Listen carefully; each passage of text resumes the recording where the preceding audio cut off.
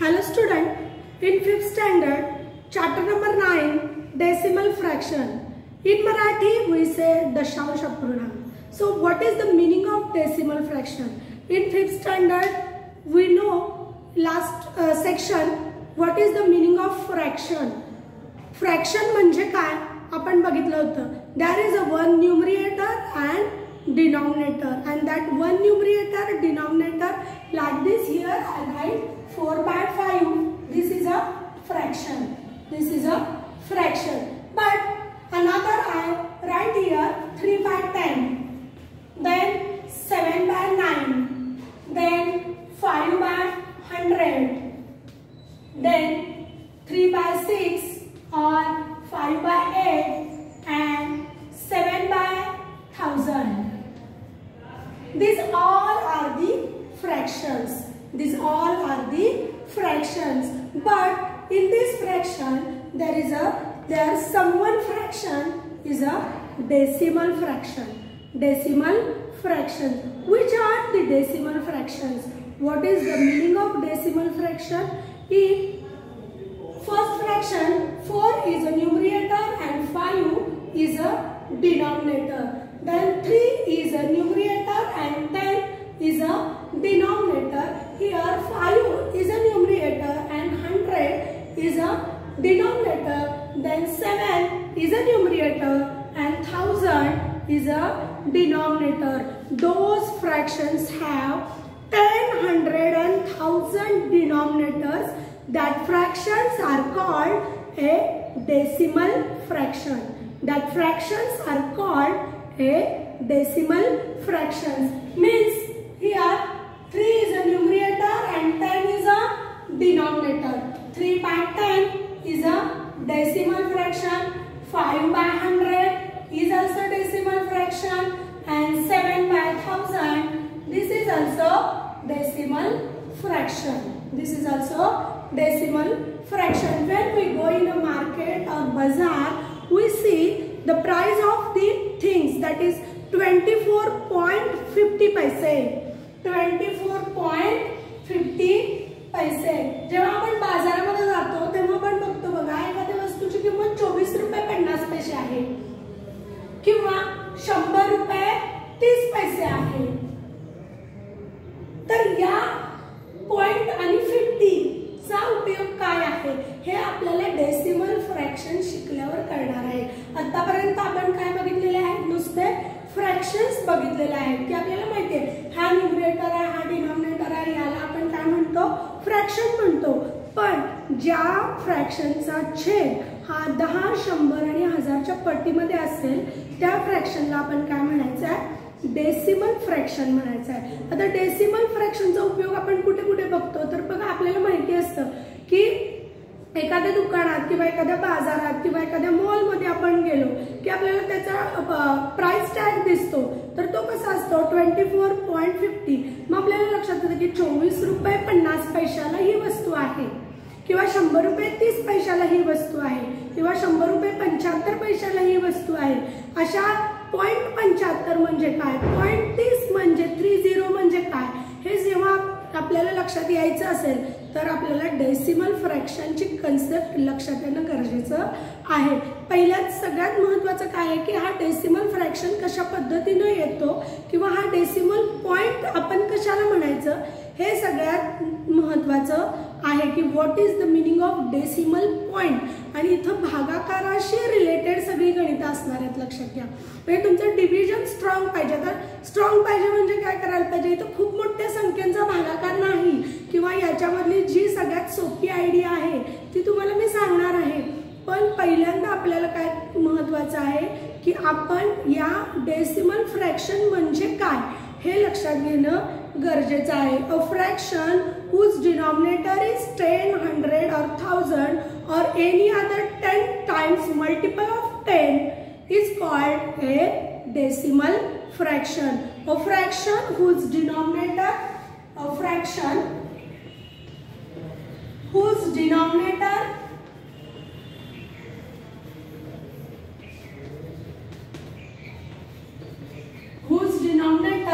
is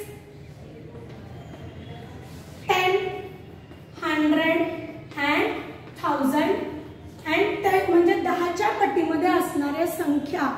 जर का त्याच्यात डिनॉमिनेटर्स असतील तर त्या फ्रॅक्शनला डेसिमल फ्रॅक्शन म्हणायचं. Here we write some fractions. In those fraction there is a 3/10 is a decimal fraction. Then 5/100 is a decimal fraction. Then 7/1000 is a decimal fraction. Is a decimal fraction. These fractions are called a decimal fraction.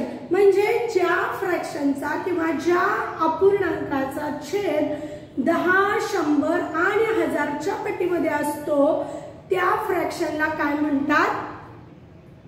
Decimal fraction म्हणतात. लक्षात घ्या. आता त्याच्यानंतर हा decimal point जो आहे तो decimal point आपण कशा पद्धतीने शोधायचा आहे बघा. की काही वेळा भागाकार करताना तुमच्या लक्षात आलं असेल की बाकी उरते, मग ती बाकी जी उरते त्याच्या पुढे काय भाग आहे का, किंवा कॅल्क्युलेटरवर जेव्हा तुम्ही भागाकार करता एखादा किंवा आई बाबा करतात तेव्हा जर तुम्ही बघितलं असेल तर येतं बघा 35 पॉइंट डॉट डॉट डॉट काय असेल ते उत्तर येतं. मग हे म्हणजे काय आहे तर हे डेसिमल आहेत. हे पॉइंट्स म्हणजे काय आहे? हा डेसिमल पॉइंट आहे. आणि या डेसिमल पॉइंटच्या अभ्यासाची सुरुवात आपण 5th स्टँडर्ड पासून करतो. त्यामुळे डेसिमल पॉइंट कशाला म्हणायचं, डेसिमल फ्रॅक्शन कशाला म्हणायचं, डेसिमल पॉइंट देऊन भागाकार कसा करायचा हे मी तुम्हाला जास्तीत जास्त सोप्या पद्धतीने सांगणार आहे. So look here. Suppose we take one division, that is 2 divided by 10. 2 divided by 10. 2 is a smaller and 10 is a bigger. You know small and big numbers. So 2 is a smaller and 10 is a bigger. मग आता या मोठ्या संख्येने या छोट्या संख्येला कसं भागणार आपण? बघा इकडं. Here we have to make a division. 2 is divided by 10. Is it possible? 10च्या पाड्यामध्ये 2 असतील का? नसणार आहेत. त्यामुळे आपण भाग लावताना पहिल्यांदा काय करणार आहोत? शून्याचा भाग लावणार आहोत. So 10 zeros are 0. Then here is a -0. Then we put here 2 minus 0 is 2, and then we put here point, and then we put here 0, and then 10 twos are 20. 10 twos are 20, and remainder is 0, and answer is 0.2. Answer is 0.2. This is a decimal fraction. This is a decimal fraction because it is not possible to 2 is divided by 10.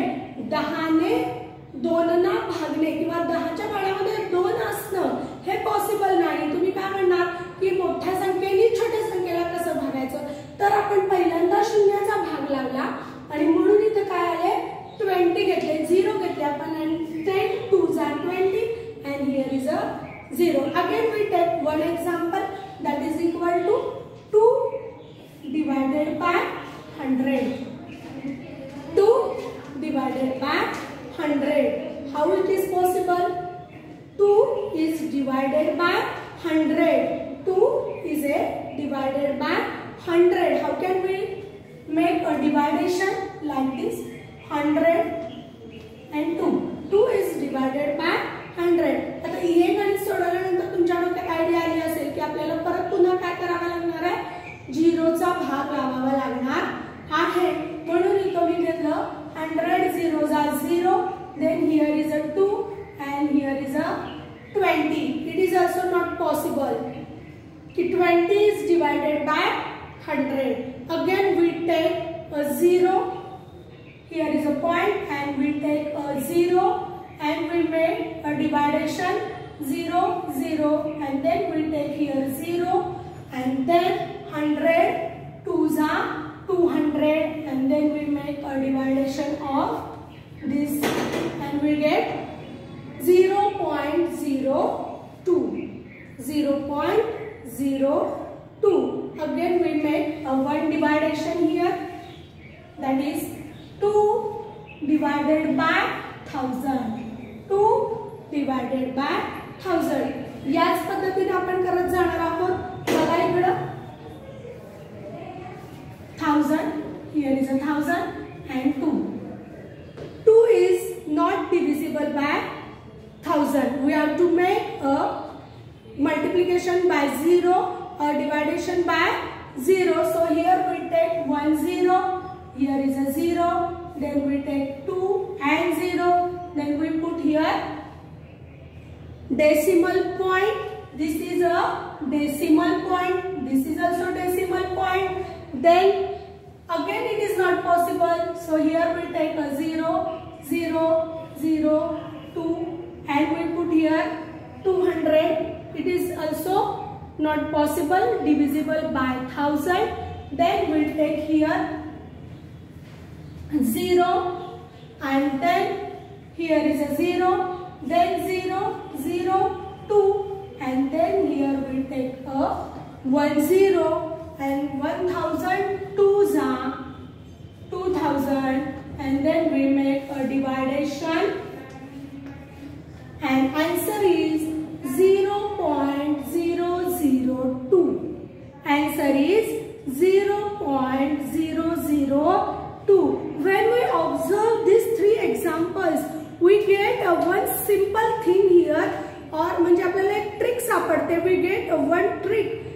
प्रत्येक वेळी आपल्याला हा भागाकार करत बसणं शक्य नाही, म्हणून आपण काय करणार आहोत, या सगळ्या उदाहरणांमधून आपल्याला एक ट्रिक मिळते. बघा कुठली ट्रिक मिळते लक्षात घ्या. Here 2 divided by 10 0.2. 0.2. Answer is 0.2. एक 0 आहे, मागून एक घर सोडलं आणि मी इथं पॉइंट दिला की उत्तर येतं 0.2. 2 divided by 100 आहे, मागून दोन घर सोडली, उत्तर आलं 0.02. प्रत्येक वेळी भागाकार करणं शक्य नाही, म्हणून आपण हे शोधून काढलेलं आहे.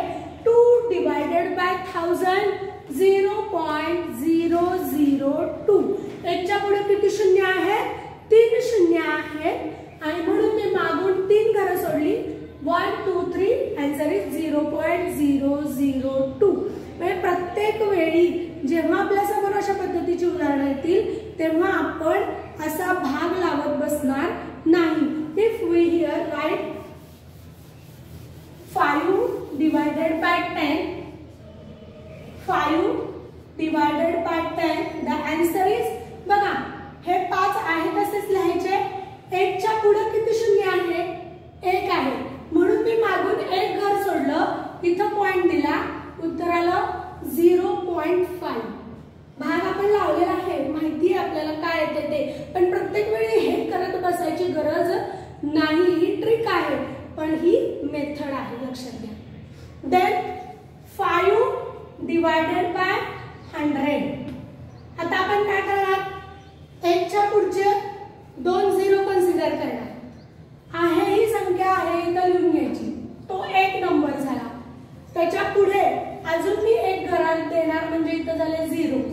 म्हणजे 1 च्या पुढे ही 2 शून्य आहेत, म्हणून मी मागून 2 घरं सोडली आणि इथं पॉइंट दिला and we get 0.05. Then 5 divided by 1000. 5 divided by 1000. आता 1 च्या पुढे किती शून्य आहे, 3 आहे, म्हणजे ऑब्वियसली आपण काय करणार आहोत, एक मागून काय करणार आहे, 3 घरं सोडणार आहे, म्हणून मी इथं 5 ऍज इट इज लिहून घ्यायचे. वरचा जो न्यूमरेटर आहे तो ऍज इट इज लिहून घ्यायचा. 5 त्याच्यानंतर हे 0, त्याच्यानंतर हे 0 का, 3 घरं सोडली, 1 2 3 शून्य आहेत, म्हणून मी 1 2 3 घरं सोडली and then we get 5 point and then answer is 0.05. Answer is 0.05. Again we take one example here, that is a 11 divided by 10. 11 divided by 10. This is a 2 decimal. हे 2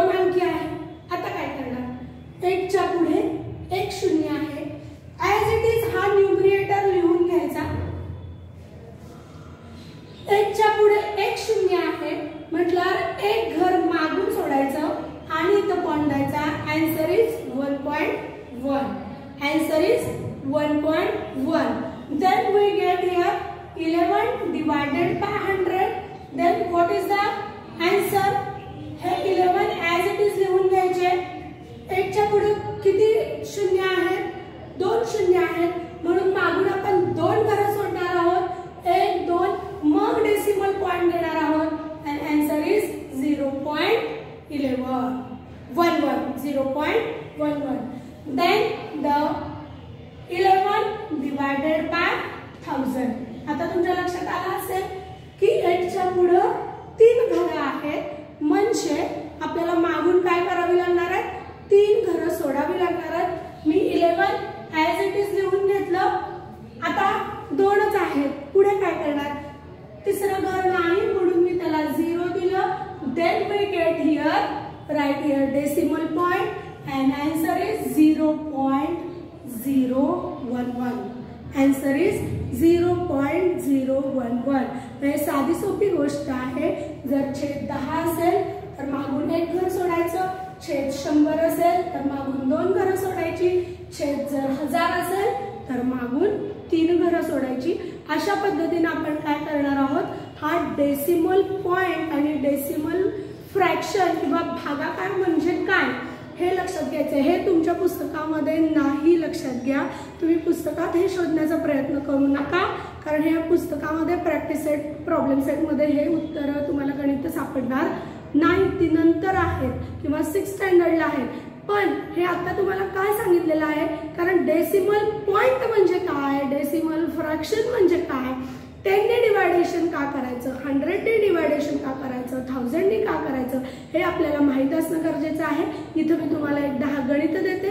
ती गणितं तुम्ही तुमच्या वहीमध्ये लिहून घ्यायची आणि या पद्धतीने ती सोडवायची आहे. So right in your notebooks 22 divided by 10, 25 divided by 100, 35 divided by 1000, then 26 divided by 10, 15 divided by 100.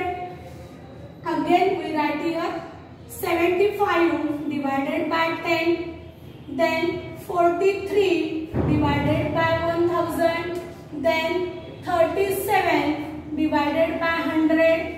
Again we write here 19 divided by 10 and 20 divided by 100.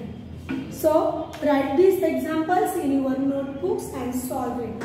So in this way we studied what is the meaning of decimal fraction and how can we solve or how can we get a decimal point. So in this way we completed the meaning of decimal fraction. So thank you.